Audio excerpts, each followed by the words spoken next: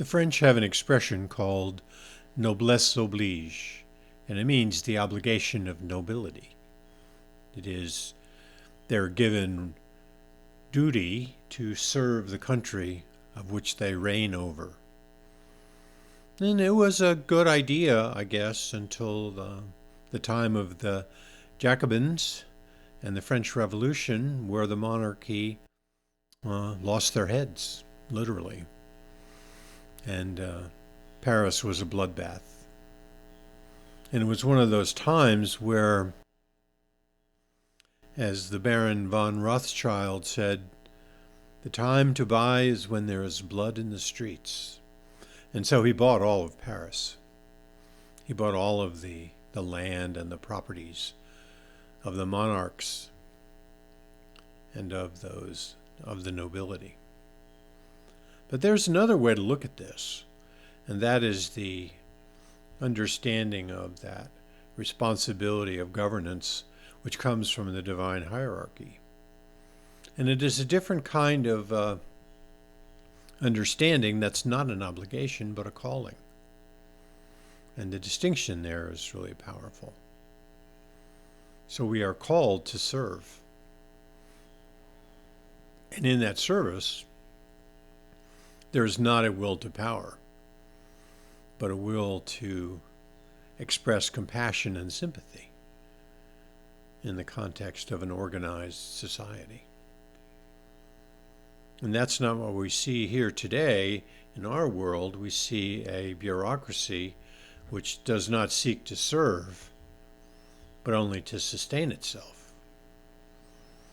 It only wants the power to reign, and it is in that quest for power becoming a tyranny, an ungovernable bureaucracy.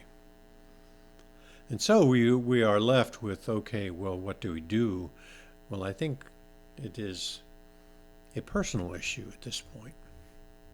It is, how will we individually, uniquely, and personally going to manifest our own calling? How will we do that in order to be fully participatory in the divine aristocracy, the hierarchy of the divine? Well, one of the things that happens is it's an understanding that the impediment to joining the aristocracy, which is our natural place, is the chains of personality which we find ourselves. It is our personality which keeps us from our calling. And that is one of the messages that comes to us as we understand the divine aristocracy, the divine hierarchy. It's setting down your personality. It's the reconciliation of the antinomies which are very naturally present and which Yeshua talked about continuously and repeatedly. One of the ones that I like the best is, it's easier for a rich man to go to heaven than it is for a camel to pass through the eye of a needle. So it's an antinomy. It is an opposite. Not a polarity, but an antinomy. So there is a way indeed for a rich man to go to heaven. And the obvious and easy answer is, of course, to forsake riches. But that's not necessarily what the text is asking. The text, in my mind, is asking to forsake our attachment to wealth, not to engage in a sort of almost barbaric asceticism where we have renounced the world. I don't think so. I think the world is here to be enjoyed and embraced as part of our divine connection with the hierarchies of the divine. It is not the renunciation that is the power, the pressure.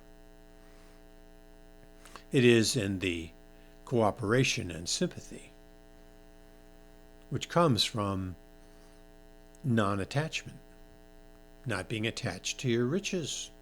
So can you have cars and houses and, all that and more and children and all what you want, of course.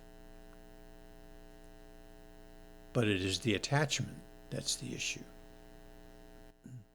And learning how to stay above that attachment, to set down our personality, to make that attachment less powerful.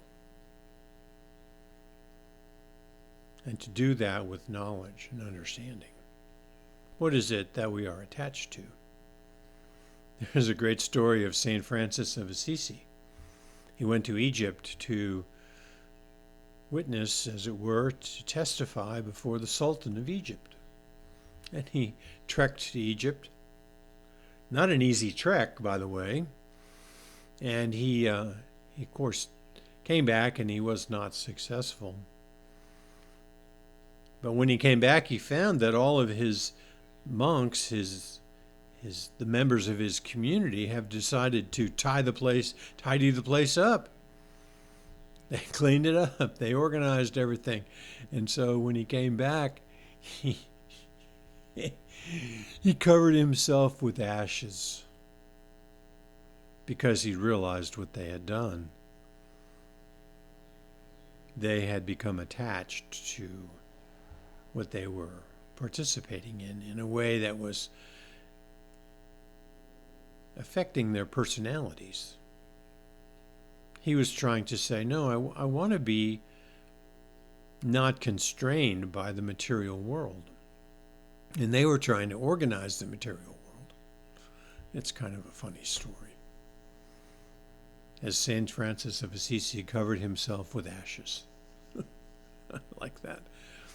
But that's the essence of the gospel message, is the reconciliation of these antinomies, the synthesis of them.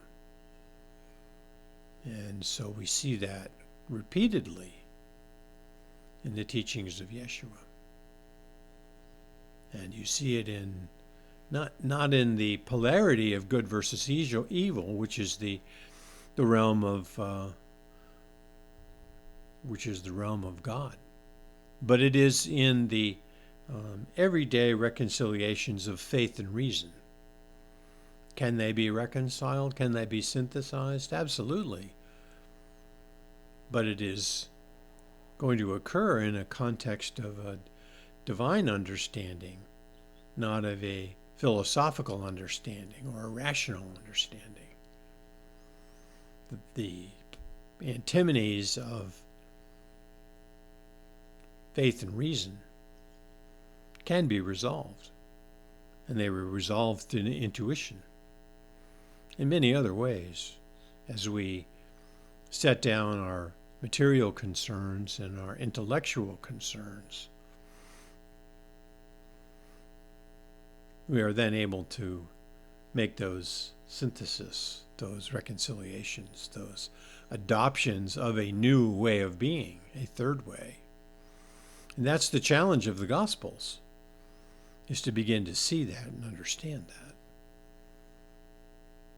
And so that's my meditation for today. And I ask you to, as always, to join in that meditation, to meditate on your angel, to see where in your life there are antinomies that can be synthesized, and that you can find in those antinomies a place of cooperation and sympathy. Amen.